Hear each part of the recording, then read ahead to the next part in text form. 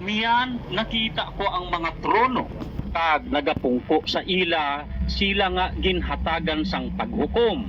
Nakita ko man ang mga kalag sang mga napamugutan sing ulo tungod sang pangpamatuod nila na hanungod kang Hesus kag tungod sang pulong sang Dios, kag ang mga wala magsimba sa sapat ukon sa iya larawan kag wala magbaton sang pat-insini sa ila mga agtang ukon sa ila mga kamot. Nagkabuhi sila liwat kag naghari kaupod kang Kristo sing 1,000 katuig. Nagkabuhi sila, liwat kag naghari kaupod kay Kristo sing 1,000 katuig. That is the hope of this earth. Yung paghahari ni Kristo sa 1,000 taon, for a millennium, for 1,000 years. Wherein the Lord Jesus Christ will correct everything that is wrong. Yun ang pag-asa natin. Pero sa tao, kapatid, mahihirapan. Gayun din, yun nangyayari ngayon na teenage pregnancy.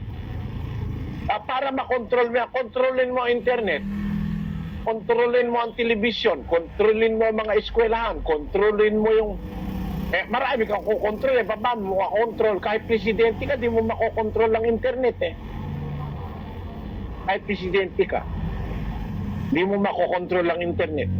Yan na ngayon na nagiging dahilan kung yung mga bata wala pa nga sa teenage years, nakakaalam na ng mga sex. At ang masama, may mga eskwela, nagtuturo na ng sex education sa bata. Hindi ba naman napakalaking kagaguhan niyang yung hindi namin pinag-uusapan, 18 anyos na kami nung araw, nangangapa ka pa. Ako nung high school, 18 anyos, 17 anyos. Nangangapa ka, wala kang malay sa sex eh. Ngayon, mga bata 7 taon nag-uusap sex. Ano mo maiwasan yan? You have to control so many things around you. You have to have control about these things.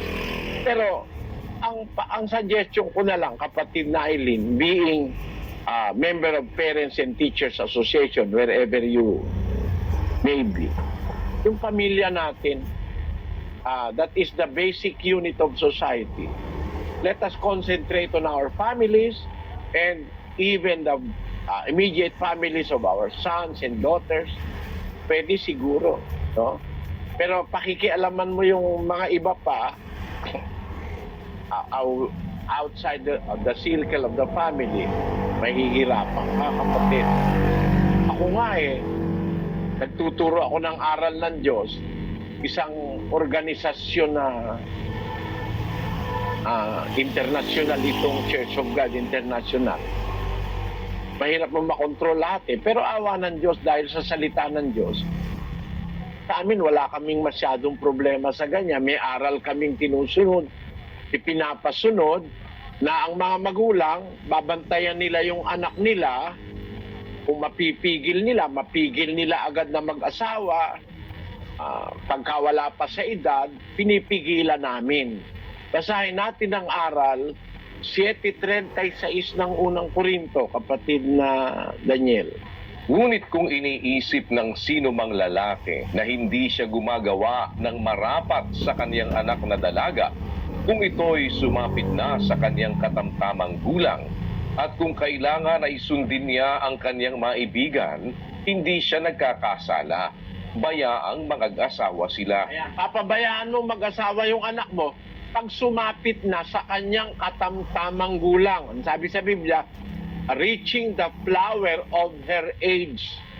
Pero hanggang wala pa dun sa flower of her age, yung age of maturity, ba kailangan pinipigil ng magulang ang kanyang anak sa pag-aasawa o sa mga ma-indulge sa sexuality?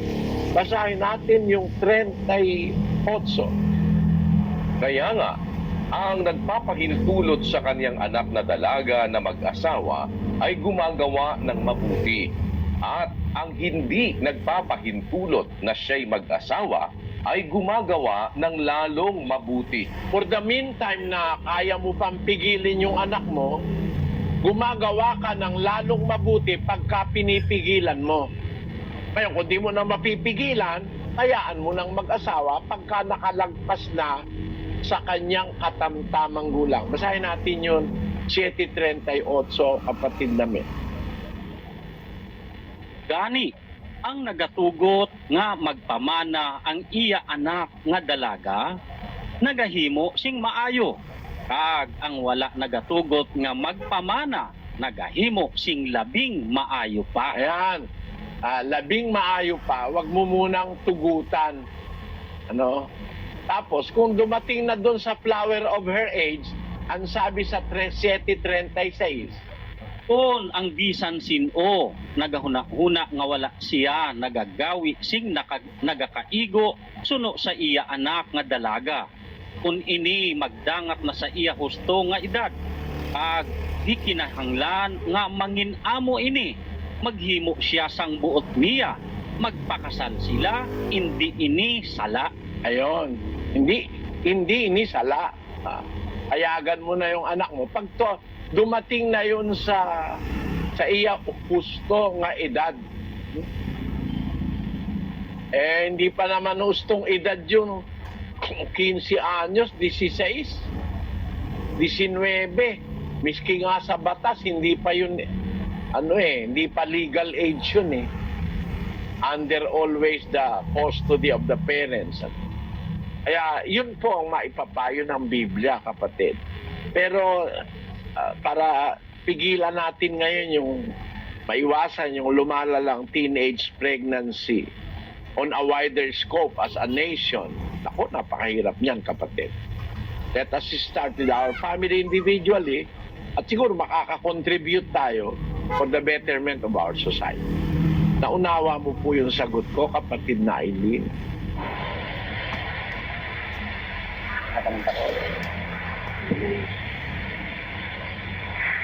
Maraming salamat po, Brother Eli Soriano po sa sagot ng aking katanungan.